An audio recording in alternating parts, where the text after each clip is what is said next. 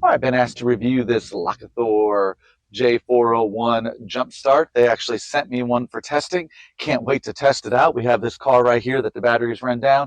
We're going to put it on a bus, see if it can't start a bus that has a dead battery. We're actually going to then, I think, let's just go ahead and remove the battery from this one and see if it'll start a car without a battery.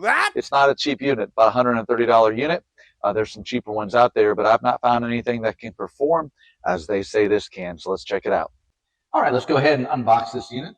The first thing I noticed with this is a very, very nice packaging, very thick box, kind of along the lines of like maybe an iPhone would be, a little bit larger, of course. We have an instruction manual and very thorough instruction manual, and very pleased with this. Let's see here. Oh, yeah. All right. So not overly heavy, but definitely has some weight to it. On this end, we have the different connections here for charging, whether we're charging the unit or whether we are charging something else, which I'll show you here in a minute. And then on this end, we actually have the connections that the jumper cables go to. And then there is a light on this end. That's it says it's 300 lumens. Honestly, looking at it, it's pretty bright. If you touch that, it kind of gives the SOS type stuff you could have if you need to get someone's attention. So that's there. I'm going to go ahead and turn this off and then pull this out of the box and see what else is in here. Down here in the bottom, we have the jumper cables. Let's see what kind of gauge wiring we have with these. Wow, these look robust. They are 6 gauge wiring. Little cover for the connector. Plugs into the unit.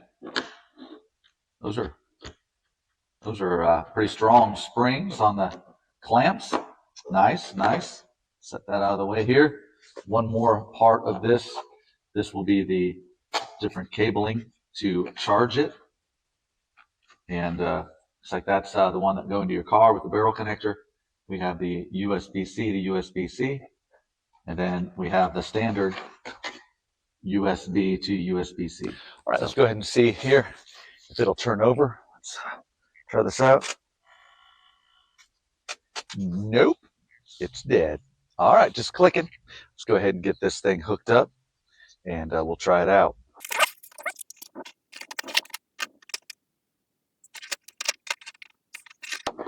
You can see how this thing hooks up right there. It is keyed for polarity. There it is. I have not turned it on yet, so no juice or anything. Let's go ahead and hook this guy up to positive. This has really good, the clamps on it are really tight. I like it. Okay, let's go ahead and turn this guy on. See what it says about our battery. Looks like 13. Oh, wow.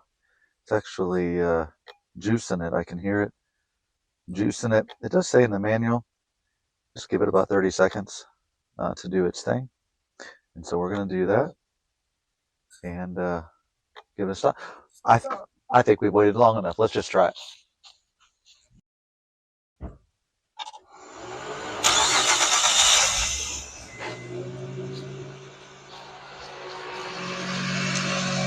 Wow, would you look at that? Man, it just fired right up. That is awesome. That is a great test for this unit. You can see now it is charging, putting 14.2 to it. I want to show you something here in reference to this unit because it says it not only reads output voltage, like if I hit this, you'll see it's going to say 0 volts. And when you first hook this up to a battery, it does not read that battery voltage. It will instantly start juicing it. And you have to do something to read the battery voltage itself. So I want to show you that here. And so I want to turn this off with a long 3-second press. It is off. I'm going to bring in jumper cables. On our battery over here, this is just a standard lawnmower type battery. We have negative going for the black, positive terminal for the red. And then we're going to take and hook up this to the unit. You can see that we have a flat surface here. It is keyed. We're going to hook that up like that. All right, once we are hooked up, you'll notice it does not indicate. If you hit this on button one time, it'll turn this green light on here, and that'll instantly start charging, and it's showing what it's juicing this with. Now, if you want to turn the charge off, you have to press the on button again, and you'll see that green light go out. So now with the green light out, we are reading this battery has 13 volts just sitting on it. So this is a good battery. It's charged well. If we want to then charge this battery, you hit the long on, it turns off, hit it on again. As it comes back on, the green will come on and it will begin charging. Make sense? And then you hit this again, and now you're reading just that battery voltage. Go. Plug that guy right in there. This is one of the things I do like about this. It actually shows what wattage you're charging it with. My device here will do a 13 watt charge. You see how it's showing that it's in charge mode. Shows that actually in, so power is going in.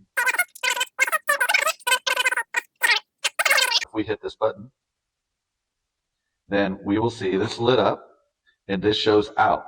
It's plugged into the input. It's showing that this battery pack, the J401, is charging something at a 10 watt charge.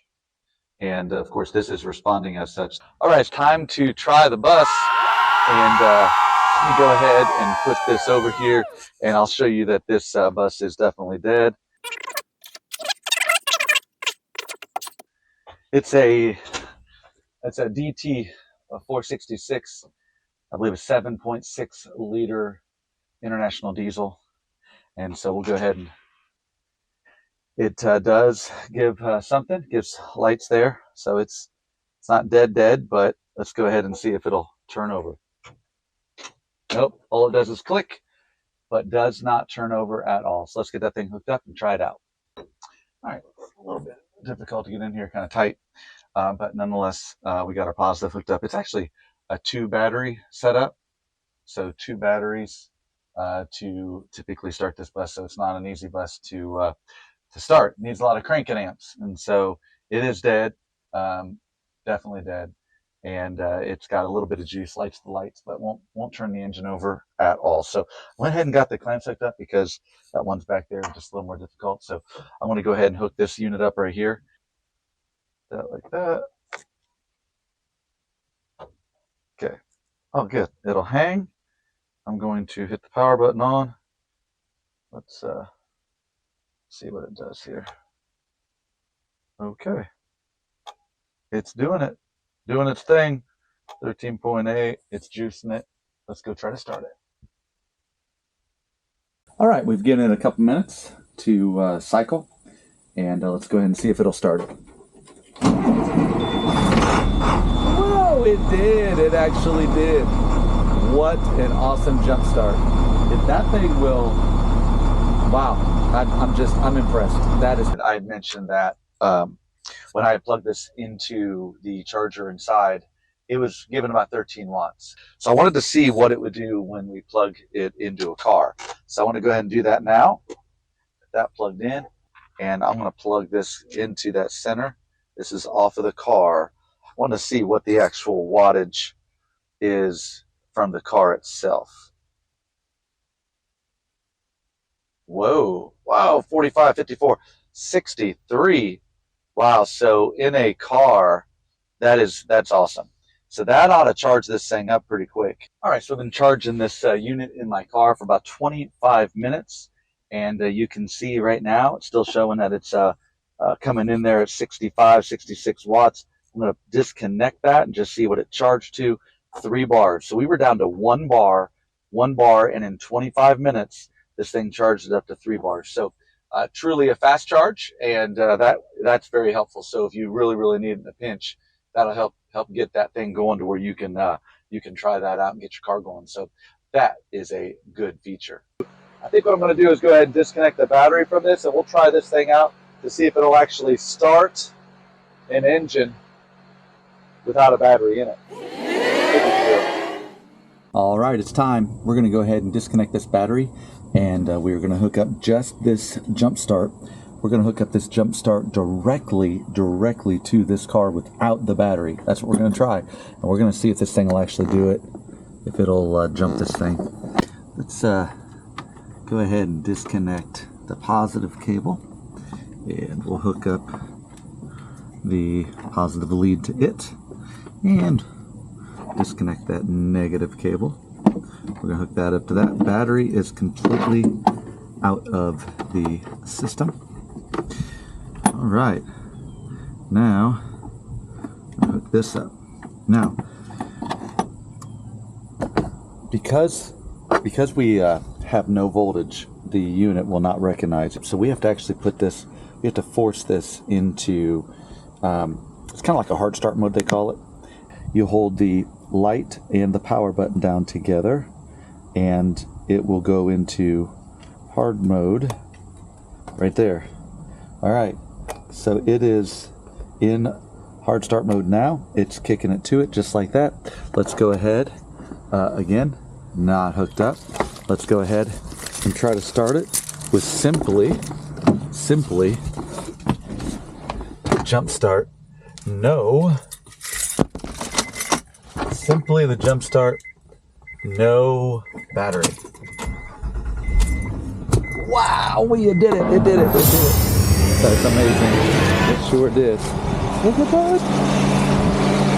Wow. Well, that surprised me. Definitely a surprise that this thing actually started. No battery, just the jump start. I think that is a winner chicken dinner. That's pretty awesome right there. Give you some final thoughts on this jump start. One I didn't mention, but it is IP65 waterproof, and so if it does end up being left out in the rain or something like that, it shouldn't be damaged. That's good. One of my other ones that I had, a smaller unit, kept it in my four-wheeler in that front compartment, and it rained, got wet, and it actually didn't work. I dried it out. It ended up working again, but they say that this one is waterproof. That is awesome. That's a nice little thing right there. Beyond that, this absolutely has exceeded my expectation. I didn't even think that it would be able to be put in place of a car battery. You could take a car battery out, put this thing in place, it would actually start it. So with that in mind, I highly recommend this. Absolutely amazing. Pretty impressed with it, and I hope you try it out. Thank you.